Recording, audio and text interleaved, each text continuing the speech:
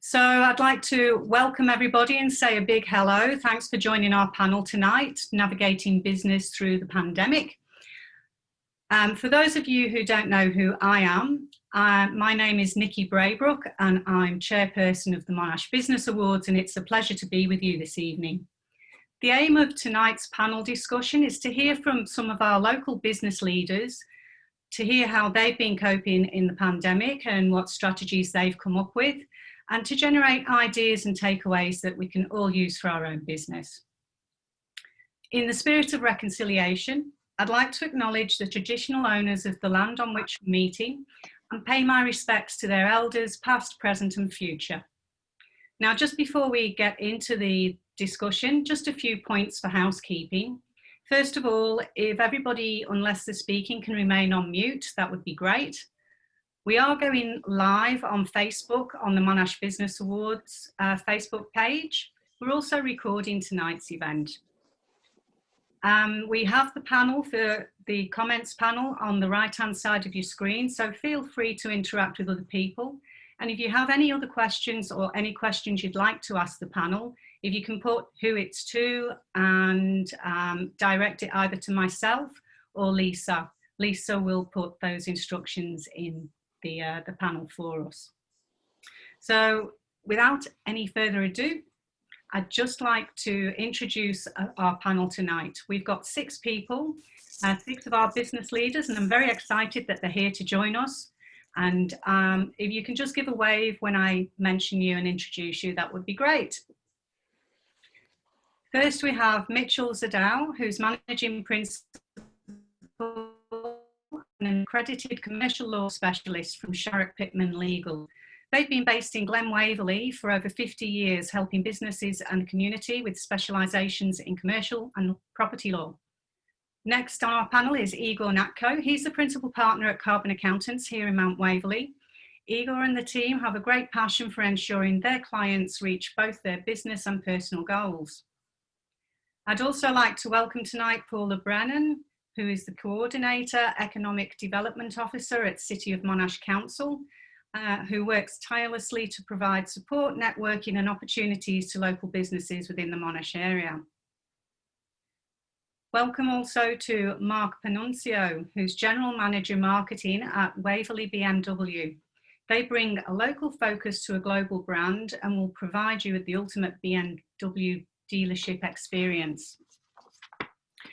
Tom Putras is from Core, which is the Australia and New Zealand distributor of Capoletto vacuum trucks. They're designed to clean drains, hydro-evacuate, and is also used for industrial services cleaning. I'm also delighted to say that Tom is also currently running for council in the Mount Waverley ward. And finally on our panel tonight, we've got Julian Sikowski, who's the Regional General Manager of Westpac's Eastern Commercial Banking business. Julian's team looks after the needs of a large cross-section of businesses across the Eastern Metro Melbourne. So we have quite a range of businesses here tonight to talk about their experience. Probably the biggest impact we've seen from COVID is having employees working from home. Mitchell, how have you managed that team culture and adjusted to having your staff working from home? Hi Nikki, hi everybody. In our practice, we're a relatively small law firm. We've got a total team of about 20 and most of the time that's obviously operating from the office in Glen Waverley. So over the years we've developed a really strong collegiate atmosphere and team culture in the office, and that's something that we guard very sort of preciously, and so obviously that's a bit challenging with having everybody working all over Melbourne and working from home.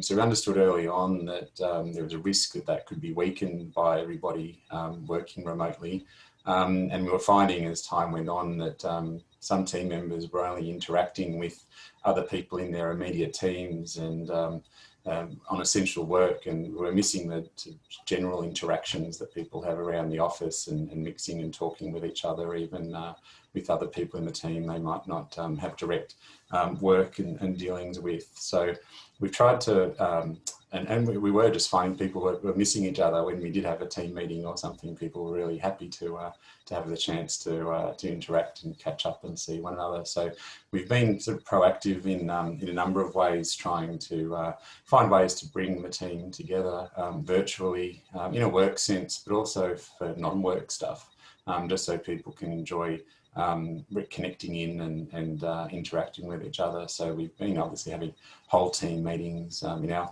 practice. When we have a team meeting, it's the whole team from top to bottom. Everyone's contributions are welcome and valued. So we've been keeping that going on a monthly basis, and also having smaller group meetings in practice groups and management groups and so on more regularly and frequently too. And we've also been encouraging people to interact with each other by video and phone instead of email, to try to get that voice and face interaction, just like they would walking into each other's office if we're in the premises. So, and I also happen to think it's a more effective way of communicating as well, and quicker and more efficient and more effective than email. So we've been trying to encourage everybody to do that. And in our office, we've been using Slack as well as Zoom for external meetings and things like that. So we've been trying to foster that and encourage that, and also get the team together just for a bit of fun and enjoying each other's company as much as we can. So we've had help with that from Uplift events. So I can see Sam there attending tonight. So we've known Sam and Conant for a long time at Uplift, and they've helped us with some trivia and family feud activities and things like that, just where we've finished the day a bit early. Everyone get together, have a bit of fun. And they've been team-based events and activities, so we've deliberately orchestrated and set up the teams so that people are working and interacting with people they might not see day to day, and that's been really well. People have enjoyed it, and they've also sort of expressed how much they've appreciated that we've brought those opportunities to them, so they can interact and make the best of the situation that we're in. So it's been challenging, but we've been encouraged by the team being very flexible and accommodating and understanding of the situation as well. Yeah, I don't think it's quite the dream for some people working from home as they envisaged, say, this time last year. So it has been quite an interesting change. And Tom, you've got very different challenges because your product is very sort of specific. What have you done to maintain your customer relationships? Yeah, thanks, Nikki. And thank you to the MBA for having me along tonight. And Core, of course, is a sponsor of the MBA and a proud sponsor at that. So it's very good to be here and speaking today. But we sell those things that's behind me there. And what they do is clean drains, they clean sewers, and they hydro excavate, as Nikki said, and they suck stuff up. They're vacuum trucks. So essentially, they're actually considered an essential service, and our customers through this period have been fortunate enough to be part of those industries which are classified as essential. And by default, as a result of that, our service offering and our ability to support the product in the field is considered essential as well. So a lot of what we do, we've sort of had to be very nimble through the whole process, because many of our team, like myself included, is not considered essential, but a part of an essential business. Yet many team members absolutely have to work from the office and have no other choice. So we've been very creative in the different ways that we've done it. We've very quickly introduced Microsoft Teams for all of our team briefings and all of our internal team meetings as well, which has been a very smooth transition, to be honest with you. And beyond that as well, we've also introduced Zoom meetings. We've done FaceTimes where we've been selling trucks over FaceTime. We've been doing a lot of videos for sales, and we've also been doing a lot of videos to support our product outside of Victoria, because we're based in Victoria, doing training videos and all the rest of it for our interstate customers. So the other thing that we've done is we've created virtual training videos for our customers because normally we would send a technician to site interstate to train operators on how to use our product. Of course, that's not something that is an option at this point in time. So what we've been doing is we generated video training packages for all of our units, so that our customers can reap the rewards of that. And one of the, I guess, the sideline benefits to that, which is not something that we really foreshadowed, I should say, was that actually assists our clients as an added value item, which drives compliance and improves safety conditions for their businesses and their operators. So it's actually been something, a little bit of a silver lining to a situation where, you know, we've had to adapt. And that's something that we will be absolutely doing ongoing as a result of COVID-19. But yeah. That's great. And it's good that you've got so many positives out of it. And Mark, you've got, again, a different take because you're representing a global brand at a local level. How have you been able to harness technology into your sales strategy and customer services strategies? Thanks, Nikki, and good evening, everyone. Look, it's quite an interesting point because a lot of what we do in terms of our interaction with our customers is very much on the touch and feel basis, i.e. people coming into the dealership, into the bricks and mortar, people very much wanting to look and test drive a car, touch a car, open the doors, inspect the car. And you know, throughout this period when we closed the showroom down, sorry, that's not a note from me. No, you know, it is important that we had to find another way to engage with our customers to give them some sort of sensory experience in relation to looking at cars. And look, believe it or not, we still did have sales inquiries throughout this period, and we managed those inquiries via a contactless, in a contactless way, and technology played a part in that. The standard means of video, FaceTime, video conferencing, virtual walkarounds of cars is absolutely what we did. We didn't have test drives. Customers can't test drive cars during this time. It doesn't form part of our COVID safe plan. So, you know, there's special conditions in contracts of sale during this period that, cars can be subject to test drive. Some people are happy to continue proceed in purchasing and taking delivery of a car completely sight unseen and not test driven. It certainly hasn't been the majority. Our sales levels haven't been what they were, but we've still been able to interact with customers of that way.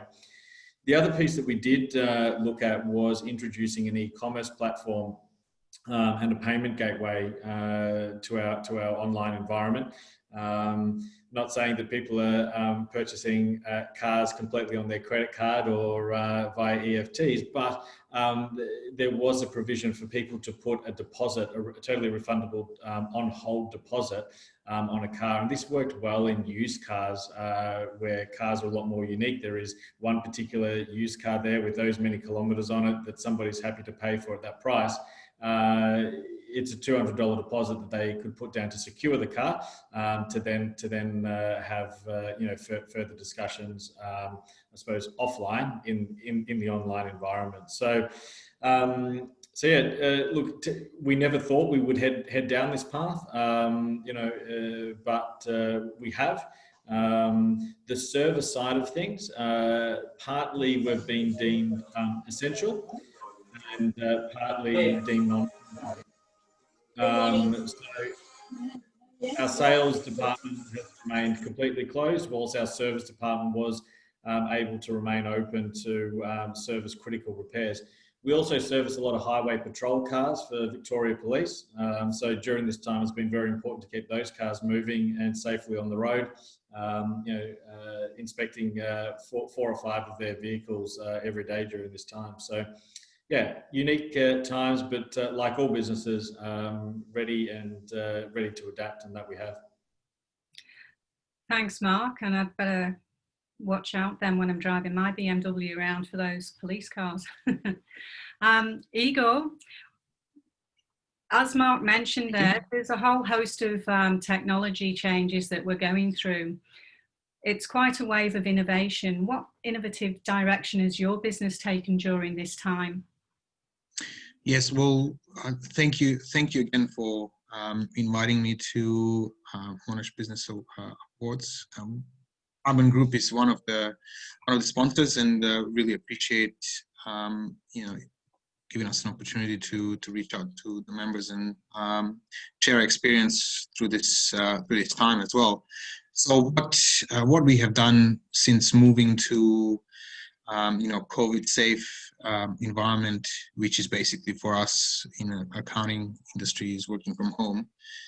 We have, even before that, we have, after merger with Ross Group, we have gone into a program of implementing some online integrated systems so that we can manage the relationships with the clients, monitor the efficiency on all the jobs, and then also utilizing the technology in terms of meetings, in terms of contacting the staff, and then interaction with staff as well.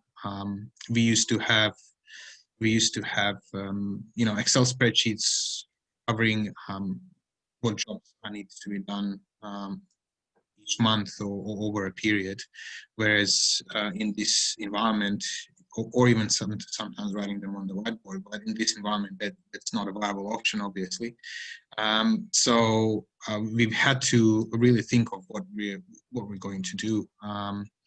And a good thing is that one of the systems that we are using is a fully online cloud solution software, which we utilize to not just engage with the clients, but also deliver our products and services as well to them. And that has been of great help. And we have encouraged that for our clients as well, to look out there in their industry and see what systems, processes and procedures can they adopt so that they move out of the necessity to be in the office and reach out to their customers and client base and basically embrace them and keep them as close as they can to return that the trust that they have in us as well. So we have done the same, through not just Teams meetings, but we also utilize Zoom to meet with our clients, and we offered free business coaching and business consulting through this period to just review the business plans for the clients. What have they put up as the yearly plan? How are they restructuring what they're doing as well, and thinking of things to do in this pandemic. So one of the things that Tom mentioned earlier was that they did a video for their customers or for the clients to use so that they can train themselves, and that's one of the things that we are utilizing. We have staff that assist us, and then through implementing new software, we had to train them. So we've been putting together training videos, and that's something that I think every business has realized that is such a valuable tool for their customers and clients. It's not something that everyone else does, and it's part of your unique sales proposition. When you explain to people what is it that you do for them in a very comprehensive way, it really helps build value for your business, and your customers understand what is it that you're doing for them to a much deeper level, and that just helps everyone in the process. Yeah, we've all really had to move very rapidly. And Paula, people often look to the government and local councils for help in crisis situations. Can you tell me about some of the things that Monash Council's put in place to help local businesses? Yes, yeah, it was all boots on the ground immediately, of course. And so the first thing that we did in our little economic development team was to make sure that we stepped up the messaging going out to businesses. We would normally send out an e-newsletter that was about monthly and maybe every now and then a second one per month. But because of the amount of information that was coming through and the confusion over the amount of information all coming through at once, we very carefully curated the messaging so that it would come out step at a time, and stepped up so that we were actually sending out weekly. And that spread the information, and we tailored it to actually where we thought businesses would be at, the most important information they needed first. We conducted 3 surveys to businesses, one through only our own Monash businesses, one through the Eastern Region Alliance and one through the South East Region Alliance. The council themselves announced a policy to waive some of the business fees, particularly the goods on footpaths, the dining on footpaths fees, and the rate hardship policy, which was already in place, I have to say, but was heavily promoted out there for those people who, both residents and businesses, were struggling to actually meet those payments. So that was the deferral program. Since then, the council has, through the budget for 2021, has announced a 10% waiver on the 2021 rates for all rateable properties. So that's both residential and business properties. And that's obviously been a huge investment on the part of council, but recognising that there are people struggling both from our residents and as well as our businesses. We were very fortunate. We actually sought and were successful in securing 7 roles through the Working for Victoria Fund. So the team at the moment, or the standard team for economic development at Monash, is 1 full-time person as a coordinator and 2 part-timers. One of those is part-time admin. So very small, nimble team, and we were very much feeling like our businesses' needs, we just couldn't service those with that sort of numbers. We've got 24,500 businesses or so across 8 different major activity centres, as well as the industrial areas and the smaller activity centres. So, you know, we really felt that we were spread too thin to do justice to what was needed for our community. So we applied for those. And as a result of that, we allocated them the task of actually reaching out, doing outreach, cold calls, phone calls obviously by then, to our businesses, the ones that we don't already connect with. So those businesses that we didn't have an email address for, so they weren't receiving those weekly newsletters and updates, the people that we hadn't come across, so they wouldn't know to pick up the phone and talk to us or email us. So, so it was twofold. One, we were reaching out, seeing how people were gathering intel about how our business community was going, and we were also adding them in so that we could keep connected with them. A lot of those businesses didn't know that council had an economic development team that was there to help them. So it was really good to be able to actually have the resources to sit on the phone and do that, which obviously we wouldn't normally do. Those outreach calls were split up into 2 teams. One of them was doing industrial commercial, and they were doing map areas, researching who we didn't know and picking up the phone. And the other was retail marketing team, who were actually been working with retail traders in the major activity centres across 8 of them, not the hard tops, not the shopping centres, but those at grade like Oakley and Glen Waverley and Huntingdale and so on. And they've been working with them to help them to reinvigorate trader groups, knowing that as the time goes on, trader groups will really need to be active and working with their groups, with their own traders in their areas. Along with the results of the survey, those insights and statistics that we were getting from the phone calls have been provided to the Victorian Government on a couple of occasions, mainly through our Eastern Region Alliance, to inform the Victorian Government of what's happening on the ground from businesses in the Monash and Eastern area. We launched the Monash Grant Finder, so that was a tool which is on our website now if anybody hasn't seen it. It's a tool that supports both community groups, members of public and businesses to apply for grants, and there's some really good videos that give tips on how to make a good grant application, as well as you being able to sign up and get grants sent to you as soon as they're announced, based on your interest area. So we got that tool organised and launched. All our workshops had to be converted to online delivery, of course, as most people did. We launched a Shop Local campaign and have been doing a heap of promoting around that. We're now supporting the expanded outdoor dining program and working with individual traders on how we can support that best. And Rachel will also be helping those traders that are struggling with how to fill out grant applications. Hopefully they're really basic, but we're still waiting for the actual application form to come online for the $5,000 grant for traders who want to expand outdoors. So she will be doing one-on-one assistance with those traders who, you know, aren't used to filling out forms like that.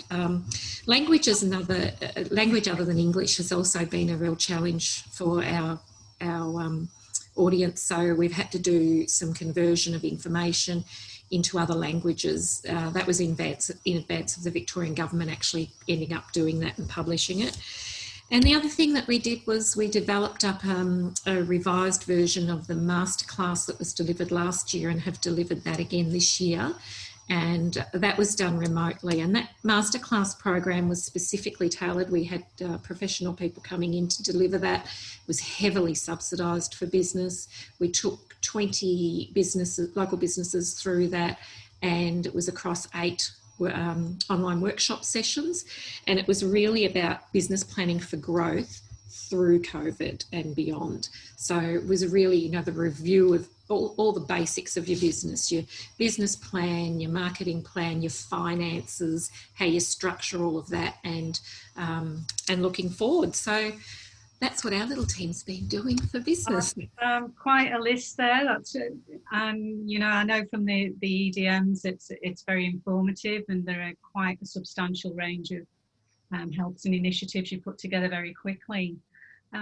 If I can ask Julian, is pivoting actually the right strategy for a business, or should they ride out the storm or even consider winding up their business altogether? What are your thoughts? Yeah. Well, firstly, thanks for inviting me, Nikki. And Westpac's been a sponsor of the Monash Business Awards for some years now. And I think it's a great organisation, and very happy to be involved with it. So look, great question. For me, look, I don't think there's any one size fits all answer to that particular question. For me, it depends on individual circumstances and the appetite for risk of the business owner concerned. Many businesses have successfully pivoted, as we know, into markets they did not know existed prior to COVID. You know, we've got the well-known examples of business manufacturing sanitizer and face masks. I think as the example of gin distilleries doing sanitizer as a corollary to their business. There are many other less high profile examples we see. We see restaurants doing take-home picnics and picnic packs I saw on the news last night. It's just a matter of understanding the industry you're in, I think, and your target market, and I suppose indeed your own internal capabilities. In terms of riding out the storm or winding up altogether, again, it's going to depend on individual circumstances and the appetite for risk for the business owner concerned. I think we've all heard the disclaimers that economists and financial analysts give when giving presentations, and they do that for a reason, a very good reason. There's no one size fits all to a question like this, and a question like that's very complex. The old adage is that successful business people, I'm sure we've all heard it, successful business people surround themselves with good people. And for a question as important as you know, whether you ride it out or wind up altogether, that's so true. Getting the right advice. Your accountant's always a great start. Many good business advisory type firms which offer a great alternative as well. Let's not forget having good legal advice. I think there's accountants and lawyers on the panel tonight. And last but not least, you know, having a strong working relationship with your bank is another great string to the bow to have as well. Business people tend to be very entrepreneurial, and that's a good thing because it's very important to understand the opportunities, but it's equally important to understand the risks. And everyone's got a different risk-reward paradigm. For any given set of circumstances, I think that the opportunity remains worth pursuing, but no, sorry, I might think it's worth pursuing, but you, Nikki, on the other hand, might not wish to take that level of risk. And I suppose it's not unlike the conservative, balanced and growth options we have with super these days. Everyone's got a different risk-reward paradigm. And I think that's a really good way to think about that question. Thanks for that, Julian. Mitchell, how have your clients responded to the change in the way you're conducting business through these restrictions with a lot of your staff working from home? Yeah, so as a law firm, we're really a retail services business. So we've had to make some big changes to how we interact with our clients, how we have meetings with them, how we run mediations, court hearings, and so on. But overall, we've been really pleased with how our clients have adapted, and on the whole, they've been very understanding of the position we're in too, and appreciative that we've been able to be flexible and make changes so that we can still keep providing them with the service that they need. So obviously moving from phone to entirely to phone and video has been challenging, but really I think our private clients, sort of all ages and types, as well as business clients, have surprised me in some ways in terms of how flexible and adaptable they've been. The key to what we found has been really just giving people as many options as possible. So people have different preferences for video conferencing software or for signing their wills. There's multiple ways we can handle that and complete that at the moment, even virtually with new regulations that have come in. And some people have taken that opportunity up, and others prefer to make their own arrangements or hold off until the office opens. So we found the best approach is just to give people as many options as they can. They can do what's comfortable for them, but know that we're able to still provide that service for them. Thanks for that, Mitchell. And Tom, how have you been able to use this time to improve efficiencies in your business? That's a good question. And like most businesses, we use a lot of internal software and systems to monitor and track all of the data associated with our output. And that includes monitoring and managing our inventory. We've got a significant amount of inventory in terms of spare parts to support our product. We've got about 30,000 individual spare parts stored in Mulgrave. So monitoring all of that using software is something that we've implemented in our business over the last 3 years. And that, along with our sales CRM, like most businesses that use CRM tools, we've taken a bit of time to just review the way that we do things, have a look at, are there any ways that we can potentially improve those processes and those internal systems, and taken the time to actually implement them. Because the thing is, often people and businesses, I think, and for a period even, we probably did this, I'm guilty of it, put it in the too hard basket because of the amount of sheer work and data involved and the amount of things you've got to move around to actually clean something up and make it as efficient as it possibly can be. So having a little bit more time to invest in really going through in deep detail and cleaning up some of those systems, I think will be, again, something that's going to have really, really good effects on our business long into the future. But beyond that as well, it's been interesting moving to virtual Teams meetings for most of our internal meetings. We've become a lot more concise with our internal meetings. I mean, everyone knows the frustration of a meeting that just never seems like it's going to end. But it's been interesting using Teams as opposed to doing face-to-face meetings. We found ourselves forming agendas a lot more often and sticking to them because people actually like to get off the Teams meeting, probably because it's sort of like staring at a screen all day. So it's been sort of an interesting sort of pivot towards becoming more efficient through communication, but also in our internal systems. And ongoing, I genuinely hope that there are positive benefits that our business will reap the rewards of. But time will tell. Thanks for that, Tom. And Mark, I know you touched on this earlier, but what have you been able to do to maintain your client service levels during this time, and how has it actually been received by your client base? Yeah, sure. Nikki, an interesting one. I mentioned earlier that our business, one business was effectively broken up falling into two categories of sales being completely closed to any form of showroom experience for customers coming in here.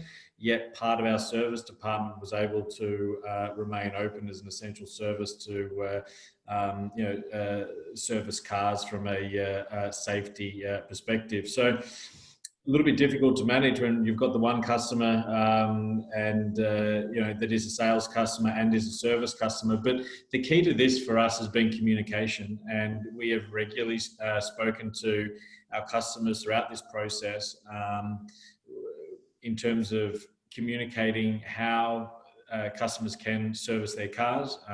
We offered a pick-up drop-off service for those in the local area.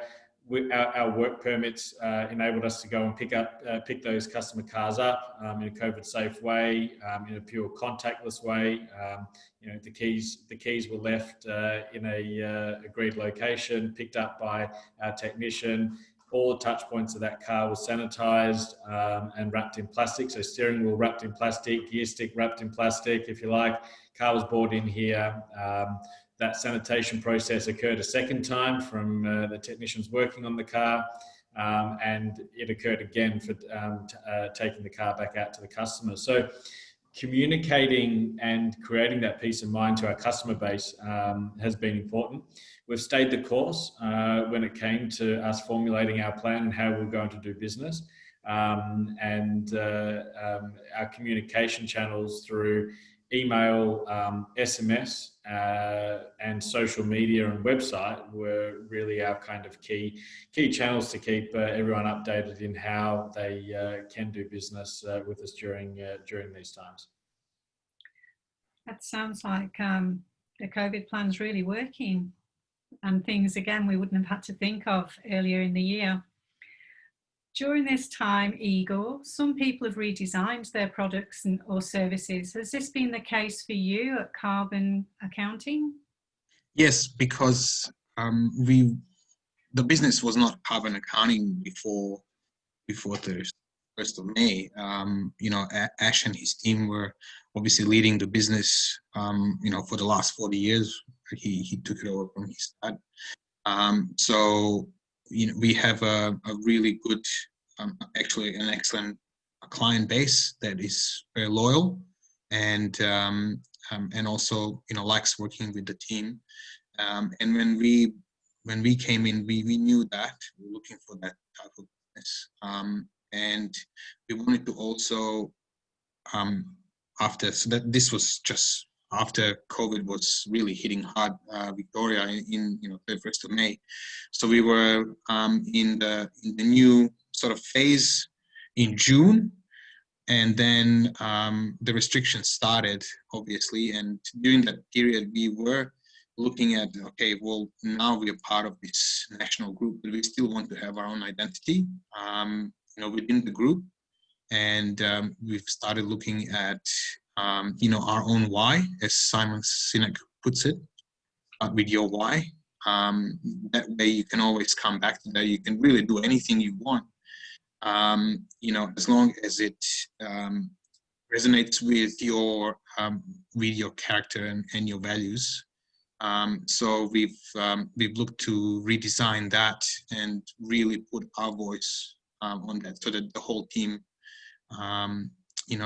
has a shared vision. And some of the services that we've looked at, so we were doing more of compliance work before, and we realized that the market is not just changing, not just because of COVID, but in general, that the clients really need that more personalized service. Someone that understands them, understands their business, and knows what they're going through and knows about their business.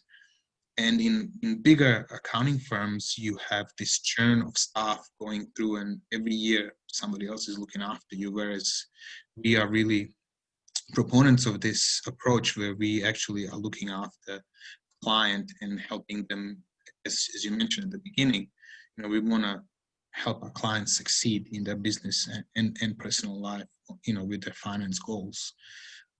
So we are taking that direction where we are sort of inch wide but mile deep, with our clients. We understand what they're doing. We know what their needs are, and we do our best to tailor the service to what they really need to achieve. So we have, as I mentioned, we have the free COVID business meetings, and we have taken it upon us to adopt that going forward. So we will have from now on quarterly meetings with all our clients that have expressed the need to do that, and with some of them monthly as well, where we go through how the business is going, what are the challenges. Let's do a focus for the next 90-day sprint, and come up with some strategies, measure everything in that system. Once you start measuring, you can actually start improving it. That's what we're trying to do. Yeah, that's a really great plan, and people do value that quarterly planning to make sure that they stay on track. Paula, you put together some programs very quickly. What were some of the challenges and how did you overcome them?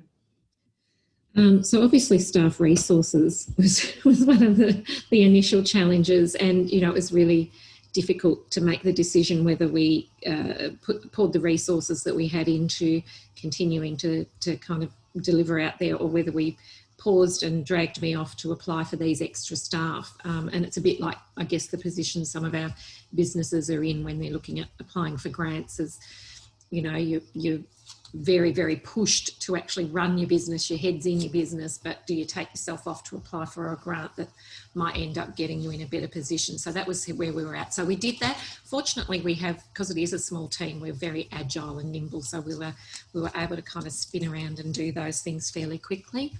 One of the other struggles has been actually engaging with our business community, because they've got so much messaging coming to them at the moment. They're dealing with so many, you guys, dealing with so many different conflicting things at the moment. And, those that we've actually had discussions with, and we're able to step them through, where are you at the moment? And therefore we think, here's some resources, here's some things that we think would be really good for you, have really appreciated that, because they're just flooded with information. But you, of course, can't speak to every business. So, it's trying to get that engagement. We send out e-newsletters, but do they actually get read? And we know there's good info in there. So that's really been difficult. And, we noticed that we're getting a few unsubscribes now because we've been sending them out weekly. So we're just looking at, okay, do we sort of draw it back? So we're actually doing a fortnightly one this time, because we've put the main information out and we're stretching it out for a fortnight. So just trying to keep in mind the audience that we're sending it to. One of the other things that was really interesting was the fact that as a government organisation, security and things like that is really important. So there was a corporate call that we would use MS Teams. Now, when we wanted to deliver things to our business community, and particularly traders, that they're not up with the latest, and if it wasn't Zoom, which was more commonly known and accepted by people, and they already had a Zoom account, some of them, we just couldn't get the engagement. So, and it took quite a while for us to be able to convince the organisation that we actually needed Zoom as our tool, and to actually get special permission to have a license and to do that. So, little things like that take time to actually do, because you've got to present your case.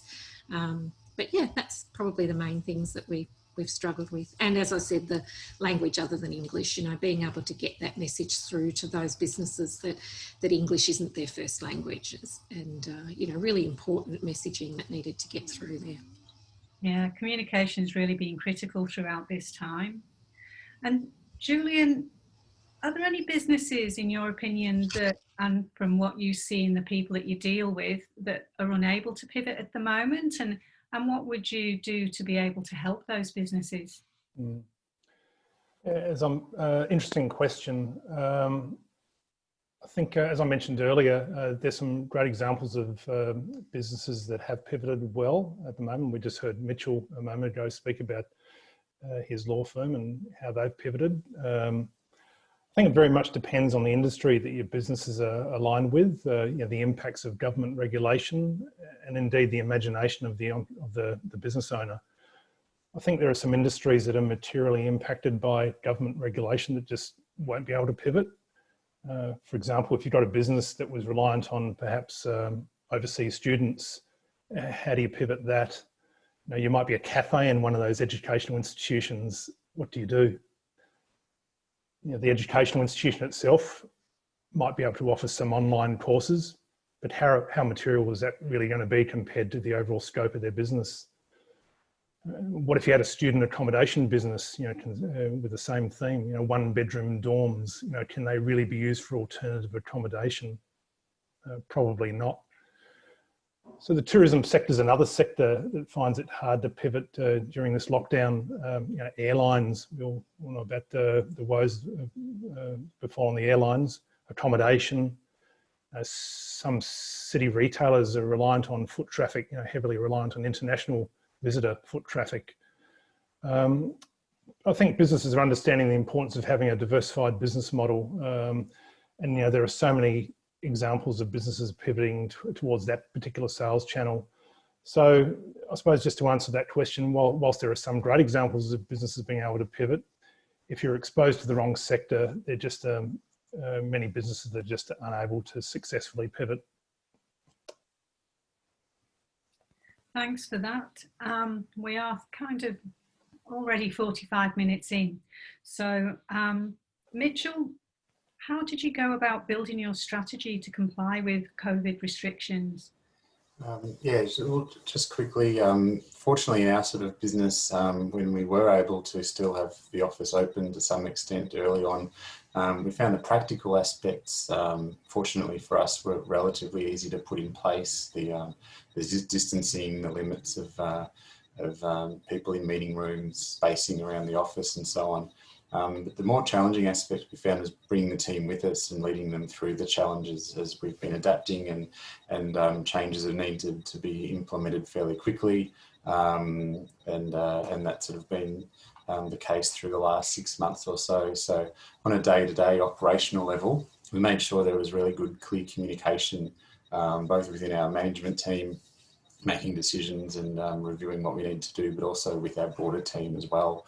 So as decisions were being made, often quite quickly, maybe over a weekend, we took whatever steps we could to keep everyone in the loop with what was happening, when it was happening, why things were happening and why we were taking certain decisions and putting certain things in place. So the more understanding we could give everyone about how the restrictions were impacting us and how we were responding, that helped allay a lot of fears, I think, and uncertainty about things, as well with our customers too. So we made really clear communication on our website and other resources to let people know how we were making the office safe for them when the office was still open and the steps we were taking. So helped everyone have a really clear understanding, and then that helped us to be confident that everyone in the team would be complying with things and we'd be doing the right thing by the restrictions to keep everyone safe. Thank you for that. Mark, do you think COVID has brought any long-term changes to how the automotive business is going to be run in the future? Yeah, look, I think it's probably expanded a bit of the customer offering. Before, you know, I spoke about it, you know, the introduction of an e-commerce platform for people to, you know, put a hold on cars, you know, people to book services online, you know, people to view cars via FaceTime and video tools. These I see will very much stay with us, and I think customers will then have an option on whether they come into the dealership for a dealership experience, or customers will be able to choose and continue to choose to interact, do business, you know, buy cars. Obviously, you know, they can't service their cars at home. I mean, the cars always need to come into a service department in order for that to happen. But ways in which that will happen and the contact within the business, I see it very much staying the same. I don't think customer sentiment is going to completely change and revert back to normal, where everybody will feel comfortable of, you know, walking into all businesses that they used to. Maybe they'll do it different times, you know, or not as regular. But I think if businesses can offer interactions or platforms that they can engage with their customers in an online environment, absolutely. And I think the example of this is that we've been able to sell cars interstate far more during this time than what we had before. As more people are spending more time online, people are at home, perhaps not working, to their full capacities, like in their offices. So they are browsing cars and they are doing some shopping online. And the moment you're online, your market from just being the Glen Waverley area becomes, almost around Australia. And I said, yeah, we've seen that through shipping many cars over to Perth, up to Sydney and even Queensland as well. So I just feel like that these platforms and these strategies are kind of here to stay and will be part of our normal business. Thank you for that. And the time is going so quickly. It's time for the last question. Just want to ask each of you one at a time, what is the one piece of advice that you would have for our audience to take away and help them navigate their business through this crisis? And I'll start this time with Julian.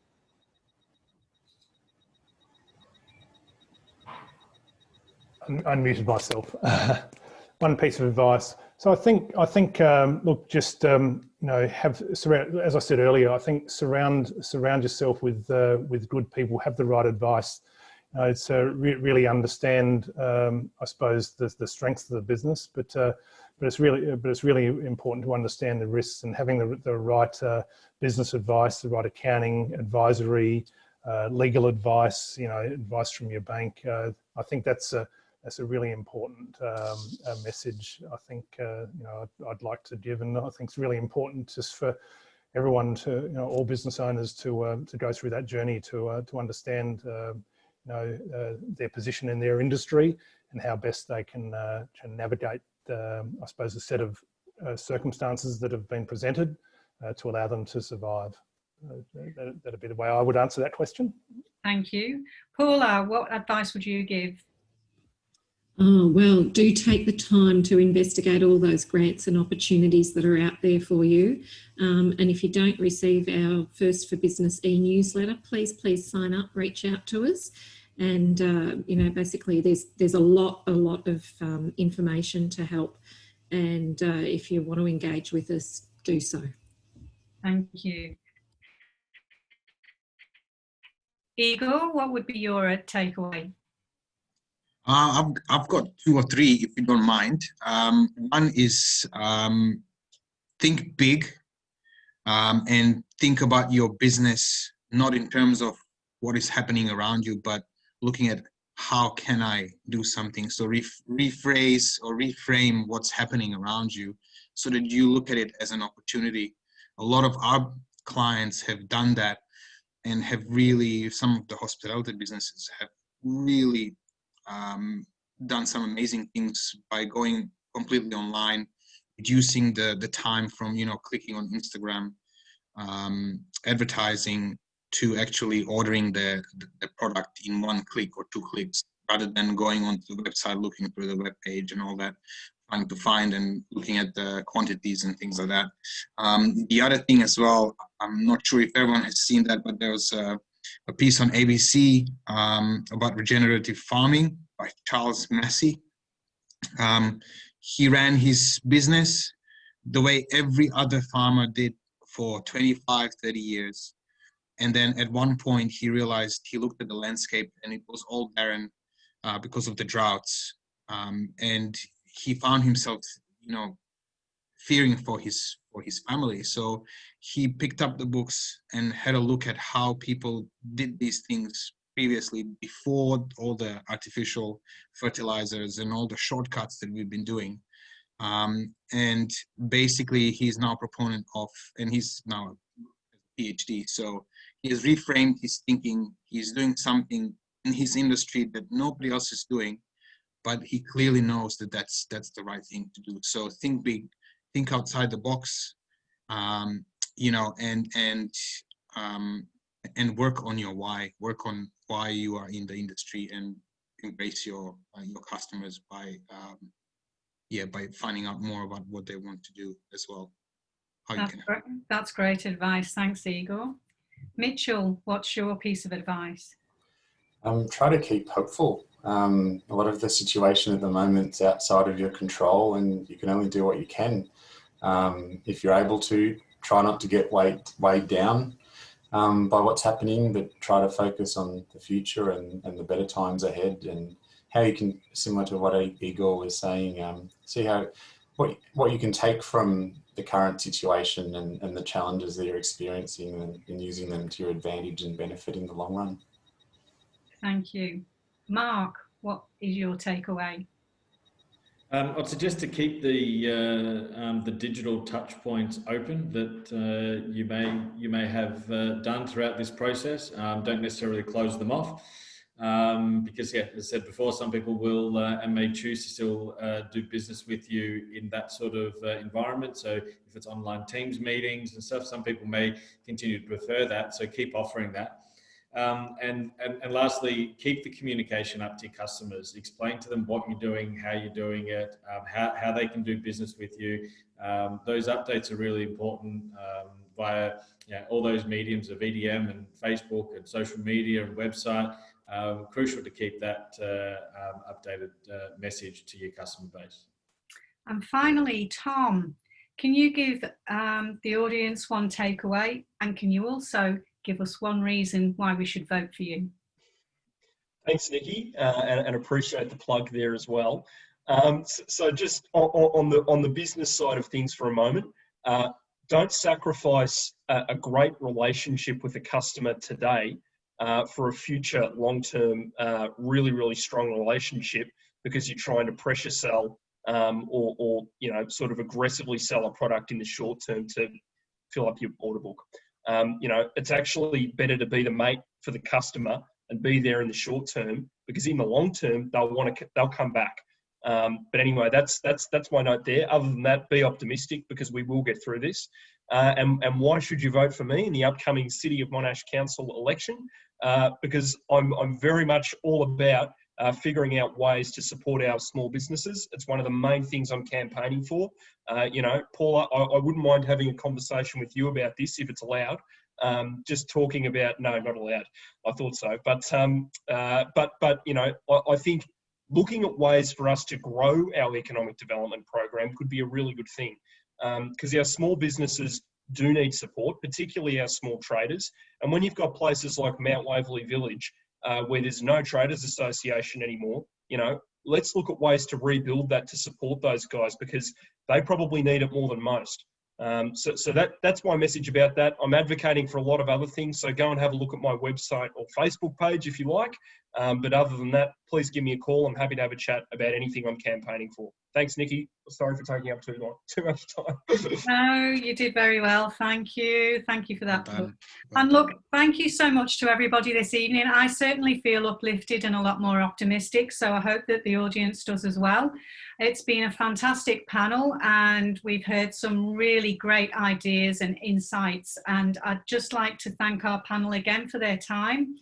Mitchell Zadow of Sharrett Pittman, Tom Putris of Core Equipment, Mark Panunzio from Waverley BMW, Igor Natko from Carbon Accounting. My pleasure. Paula Brennan from Monash City Council, and finally Julian Sikowski from Westpac. Thank you so much for giving up your time. We very much appreciate it. And we look forward to seeing you all at our next event, which will be Thursday, the 19th of November. And we hope you enjoy the rest of your evening. And I guess we'll come probably to an abrupt close so we can stop the recording. So thank you, everybody. Have a great night. Bye. Thanks, Nikki. Thank you. Well done. Thanks, Nikki.